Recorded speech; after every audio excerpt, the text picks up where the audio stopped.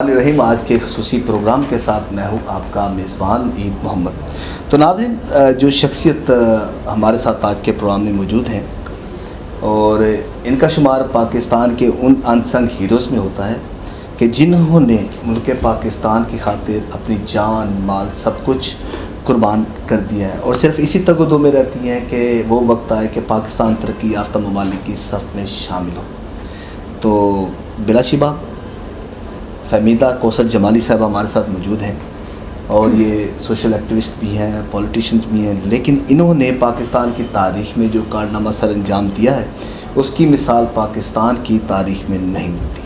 بلوچستان جو قدرتی وسائل کی دولت سے مالا مال ہے، اور وہاں کی خواتین نے جو آگہی پیدا کی، انہیں جذبہ پیدا کیا کہ وہ میدان عمل میں نکلیں اور پاکستان کا نام روشن کریں۔ فہمیدہ کوثر جمالی صاحب، بہت شکریہ آپ کا، آپ نے ہمیں ٹائم دیا۔ شکریہ عید محمد صاحب، بہت شکریہ آپ کا کہ آپ نے مجھے یہاں بلایا اور میرے صوبے کے حوالے سے مجھے یہاں پر بہت عزت دی، بہت اہمیت دی۔ تو میں آپ کو بتاتی چلوں کہ میرا تعلق صوبہ بلوچستان سے ہے، اور صوبہ بلوچستان آپ کو پتہ ہے پاکستان کا رقبے کے حساب سے سب سے بڑا صوبہ ہے۔ ایگزیکٹلی۔ اور وہاں پر ایک تو ہمارے ہاں آپ کو پتہ ہے کہ لیک آف ایجوکیشن ہے، اور میرا جو تعلق ہے وہ کوئٹہ تو ایک ہمارا کیپٹل ہے، بٹ میرا جو تعلق ہے ایک وہ بہت پسماندہ علاقہ ہے جسے ڈسٹرکٹ بولان کے نام سے جانا جاتا ہے، مچھ کے نام سے جانا جاتا ہے۔ اور مچھ کی خاص بات آپ کو پتہ ہے کہ وہ جو ہے سینٹرل جیل مچھ بہت مشہور ہے۔ ذکر کرنا تھا پاکستان کی جو پرانی فلموں میں جب آتا تھا نا مچھ جیل کا ذکر آتا تھا، لوگوں کو اس چیز کا آئیڈیا نہیں ہوگا، جو جن کی عمر کافی زیادہ ہو گئی ہے، جو پنجابی فلمیں دیکھتے ہوں گے، آج ان کو بھی بتا دیں کہ مچھ جیل تو بلوچستان میں ہے۔ بالکل، تو میرا اس شہر سے تعلق ہے، ایک بہت پسماندہ علاقہ ہے، لیکن جیسا کہ آپ کو پتہ ہے کہ بلوچستان ایک معدنیات سے بھرا ہوا ایک صوبہ ہے، اور جس کے اندر آپ کسی بھی چیز کو لے لیں تو وہ آپ کو وافر مقدار میں ملے گی۔ جو ہمارے پاکستان کا ایسڈ ہے، آپ کو پتہ ہے کرومائٹ وہاں پر ہے، کوئلہ وہاں سے نکلتا ہے، اور جتنی بھی مادیات کی بات کی جائے وہ وہاں سے نکلتی ہیں، اس لیے اس صوبے کی اہمیت بہت زیادہ ہے، اور اسی لیے لوگوں کا فوکس بھی اکثر و بیشتر وہ یہ صوبہ رہا بھی ہے۔ لیکن وقت کے ساتھ ساتھ یہ ہوتا ہے کہ جیسے ہم بڑے ہوئے، ہم نے ضرورت سمجھی کہ وہاں پر ایجوکیشن کی بہت کمی ہے۔ آپ کو پتہ ہے کہ پاکستان جب 1947 میں آزاد ہوا ہے تو باقی صوبوں میں بھی تعلیم میسر کی گئی، ان کو بہت ساری اور سہولیات دی گئی، وہ جو ہے نا صحت کے حساب سے، تعلیم کے حساب سے ہر طرح کی دی گئی۔ لیکن بلوچستان کی شاید میں بدقسمتی کہوں گی کہ پاکستان آزاد ہونے کے بعد بھی اسے 74 کے اندر ایک یونیورسٹی دی گئی، صرف ایک university, 74 in spite of 27 years later۔ یس، تو وہ ایک یونیورسٹی تھی۔ تو پھر میری اپنی فیملی ایک ماشاءاللہ پڑھی لکھی تھی، تو مجھے یہ ضرورت محسوس ہوئی کہ ہم دنیا میں آئے ہیں تو ہم نے تو اپنے حصے کا کام کرنا ہے۔ تو میرے زندگی کا یہ مشن بن گیا۔ مجھے نہیں پتا کہ میں کہاں تک کامیاب ہوئی یا کیا ہونا چاہیے تھا، میں نے اپنے زندگی کا یہ سفر شروع کر دیا، اور میرے اندر ایک یہی جذبہ تھا کہ Pakistan, first of all Pakistan, کیونکہ پاکستان جو ہے وہ ہمارا گھر ہے۔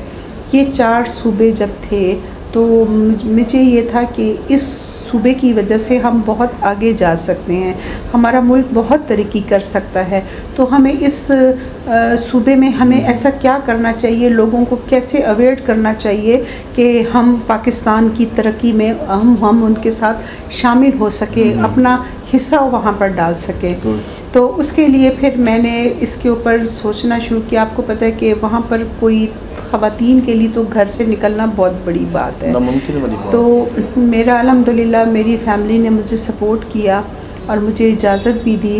تو میں نے اپنا یہ جو سفر آغاز کیا تو میرا یہ تھا کہ جب ایک عورت پڑھی لکھی ہوتی ہے، اگر وہاں پہ چلیں وہ پڑھی لکھی نہیں ہے، وقت گزر گیا ہے، تو انہیں اویئر تو کیا جا سکتا ہے۔ تو میں نے وہاں پر اویئرنیس کے پروگرامز شروع کیے، خواتین کو اویئر کرنا شروع کیا، یوتھ کو اپنے ساتھ رکھا کہ یہ جو بچہ کل بڑا ہوگا تو یہ جو شاید میرے چند کہی ہوئی باتیں اس کے ذہن میں رہ جائیں اور وہ کسی کام آ سکیں. تو میں نے اس کے اوپر کام کیا. الحمدللہ میں آپ کو بتاؤں کہ میں نے پاکستان کا جو تھا، جب یہ چیمبرز بنے ہوئے تھے، میل تو بنے ہوئے تھے پر خواتین چیمبرز نہیں تھے، تو میں نے 2007 میں وومن چیمبر کے اوپر کام کیا اور الحمدللہ 2009 اور 10 میں نے بلوچستان کا women chamber of commerce and industry کی فاؤنڈر بن گئی. اس کے بعد اسی طرح پھر کچھ سیاسی معاملات بھی میرے ارد گرد آ گئے. بے شک وہ میری ذات کا حصہ نہیں تھا، بٹ میں نے یہ دیکھا کہ میں اپنے ملک کے کہاں بھی کام آؤں. میں نے ہر چیز میں بھرپور پارٹیسپیٹ کیا اور مجھے یہ کئی اعزاز اس طرح کے حاصل ہوئے کہ بلوچستان میں خواتین کو باہر لانے میں 2010 سے لے کر اگر آپ 2018-19 تک دیکھیں تو جتنی بھی الحمدللہ خواتین باہر آئیں، سیاست میں آئیں، بزنس میں آئیں، تو وہ میرے کریڈٹ جو نا وہ ماشاءاللہ وہ آپ ہی کو ہی جاتا ہے.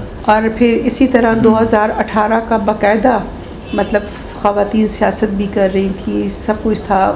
اس دوران یہ ایک نئی شک ہو گئی تھی 5% ہر پارٹی کا پورا کرنا تھا، تو ظاہر ہے اس لیے باقی پارٹیوں کی بھی خواتین نے ظاہر الیکشن لڑنا تھا. تو الحمدللہ مجھے وہاں بھی یہ اعزاز حاصل ہوا کہ بلوچستان کے اندر جو الیکشن کمیشن کے اندر پہلا پیپر باقاعدہ جنرل الیکشن لڑنے والی خاتون کا، تو وہ اعزاز بھی مجھے حاصل ہوا. زبردست. تو اس طریقے سے میری یہ خدمات رہیں. پھر یہ میرا سفر جو ہے یہ میرا مشن بن گیا اور میں جنون کی حد تک پاکستان کے لیے کام کرنا چاہتی تھی اور کر رہی ہوں اور کرنا چاہوں گی جب تک میری زندگی ہے.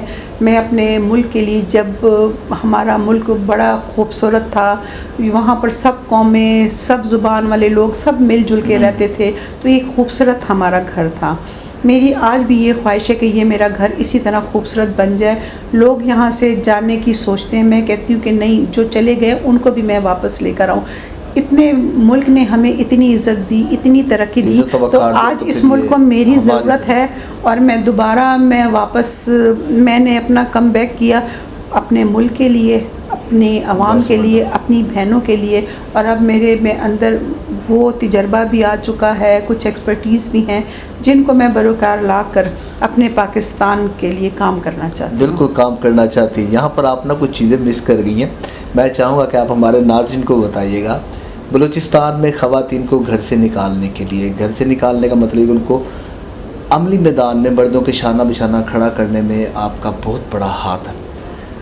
وہ جو آپ نے ان کی خواتین کے لیے جب آپ نے ان میں اویئرنیس آپ نے پیدا کی، آگاہی پیدا کی، ان کو آپ نے گھر میں بیٹھتے ہوئے made in Pakistan cottage industry کے حوالے سے بھی آپ نے ان کو بڑا انکریج کیا ہے. جیسے سلائی مشینیں آپ نے دی کہ آپ نے کچھ کریں، کچھ نہ کچھ کریں، وہ بھی آپ مس کی، وہ آپ ہمارے ناظرین کو بتائیے گا. وہ دیکھیں کچھ چیزیں ایسی ہوتی ہیں کہ انسان ان کو ہائی لائٹ نہیں بھی کرتا. وہ جسے کہیں کہ اللہ کی رضا کے لیے بھی اور اپنے لوگوں کے لیے ان کا بھرم رکھنے کے لیے بھی انسان کرتا ہے کہ ضروری نہیں کہ ہر بار جب آٹے کا تھیلا دیا جائے تو اس کے ساتھ پکچر بنائی جائے. تو اس طرح ہمارے جو سفید پوش لوگ ہیں تو ان کا بھرم بھی رہے اور ان کی جو ہے نا میں کوئی کام بھی آ سکوں. تو اکثر ہوتا تھا کہ لوگ ہمارے ہاں آپ کو پتہ ہے کہ بلوچستان کے اندر NGOs کا بہت رول رہا ہے. تو اس پہ یہ ہوتا تھا کہ ہمارے لوگوں کو اتنی اویئرنیس نہیں تھی. وہ بیچارے بلوچستان کے آپ کو پتہ ہے کڑھائیاں بہت مشہور ہیں، وہاں کے کام بہت مشہور ہیں، وہاں کے چپل بہت مشہور ہے جو لوگ خود اپنے ہاتھوں سے بناتے ہیں، اپنی آنکھوں کو اندھا کر کر کے اس پر کام کر رہے ہوتے ہیں. تو پھر میرا یہ تھا کہ جب میں ایک چیز کسی سے بنی ہوئی لے لوں، اسے تھوڑے سے پیسے دے دوں اور زیادہ پیسوں میں جا کے میں اسے بیچ دوں اور اپنا بزنس کروں. دیکھیں بزنس کرنا سب کا رائٹ ہے، سب کرے، لیکن میرا یہ تھا کہ جس کی جو مزدوری ہے اور جس کی جو حق ہے اس تک وہ اسے ضرور پہنچنا چاہیے. تو میں نے ان کے شاید ایک چھوٹی سی میری کوشش تھی کہ میں نے ان کو ان کا حق پہنچانے کی کوشش کی.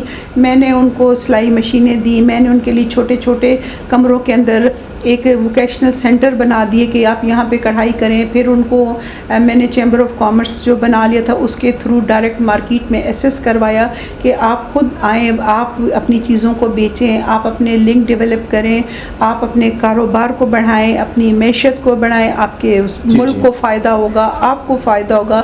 لیکن اس ساری کہانی کے پیچھے میرا مین مقصد اپنے ملک کی ترقی ہی تھا. دیکھیں